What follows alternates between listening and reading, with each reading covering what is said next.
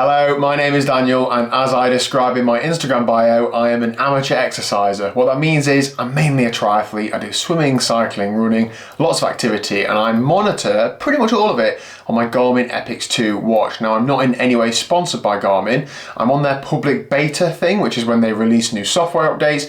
You get early access to them, so you get to trial some new features. It doesn't always work because these things are a beta. They're not been rolled out to the public yet, but sometimes you get early access stuff that's quite cool, and this is one of those examples. Now, Garmin have released two features on their new models, so the Epix Pro and the Fenix Pro, I believe. Can't remember exactly what it was, you can tell why I'm not sponsored. And it's just rolled out now to this watch that I have, so I've installed it. Now, a couple of the measures I want to talk about, there's various things on there, things that don't interest me. These are the things that do, and they might interest you if you do swimming, cycling, running, etc. Now, one of them is called Hill Score, and one of them is called Endurance Score. Now, I will not claim to be an expert in these because they've only just been released. I'm going to share with you my data and information and my thoughts. So, shall we start with the positive side? Let's start with the positive side. Right, who doesn't like being told they're superior? Yeah, I know, and I have a YouTube channel, so I already know that. Now, Garmin have released this endurance score, and they say it is this. The endurance score is an indication of your ability to sustain physical activity for an extended period of time. Your endurance score can fall into one of the following categories, and they've ranked there this number that is generated as to what category you fall in. So I fall into superior, and if anything, I'm towards the top end of superior, 8766.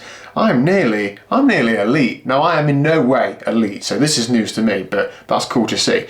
Now, although it says superior for men ages 30 to 34, I know I look a lot younger than that, and I am. So let's have a look at what the endurance score is. So the endurance score is a valuable metric for monitoring your progress over time. That's to be interpreted. This can help you optimize your fitness and training moving forward. The dynamic feedback phrases will also provide insights on things you can work on to improve your endurance score in the future. So this is saying that my 4-week progress has had a nice balance of high and low intensity workouts, and this is making my great endurance score even better. Talk about ego massages. So how has that been made? Well, 9.45% from swimming, 48.2% from cycling, and 42% from running. So pretty even spread between the on-land measures and a good spread of swimming in there. Now, if I look at when this actually started taking measurements, it's only started from mid-June, and this is the same for the Hill Score as well. So this is probably when the feature went live. It might change if it has more data to look at. It looks at, and it's a little bit vague in the description, but it tells you that it looks at things that are current, but also things that are a while ago. So yeah, interesting. See what else we can find on here.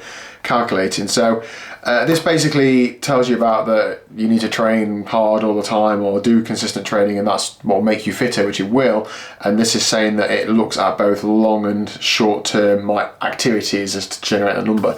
The bit I wanted to look at there is that the activity impact is based on the following factors. So how long were you going for, and how hard was it, basically the intensity.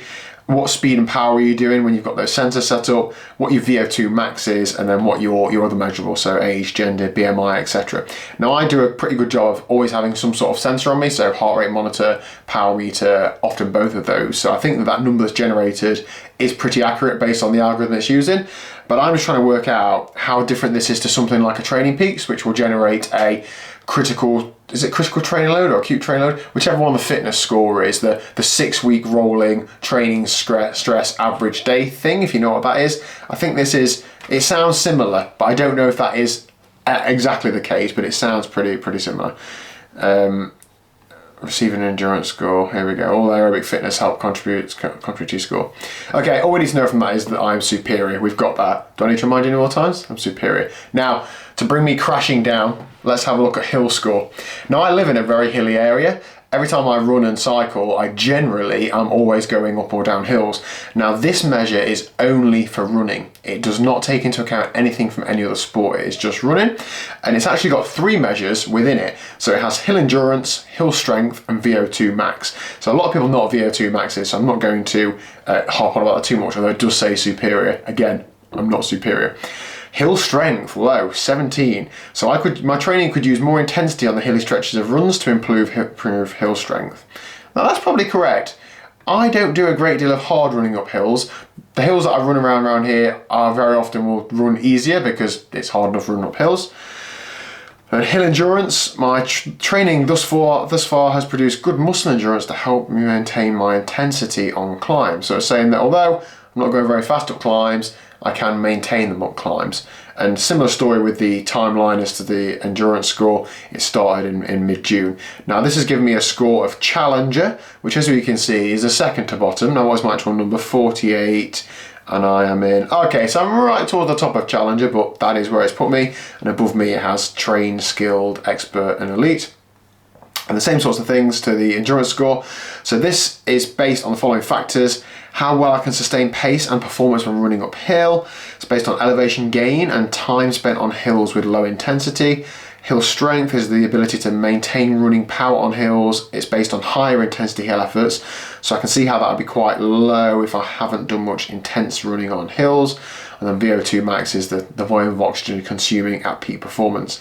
And then Garmin is saying this can be a valuable metrics if you are training for a hilly running event or just for training in general. Over time, you can use the hill score reports in Garmin Connect to look at your historical hill score and recognize trends that can help optimize your training moving forward.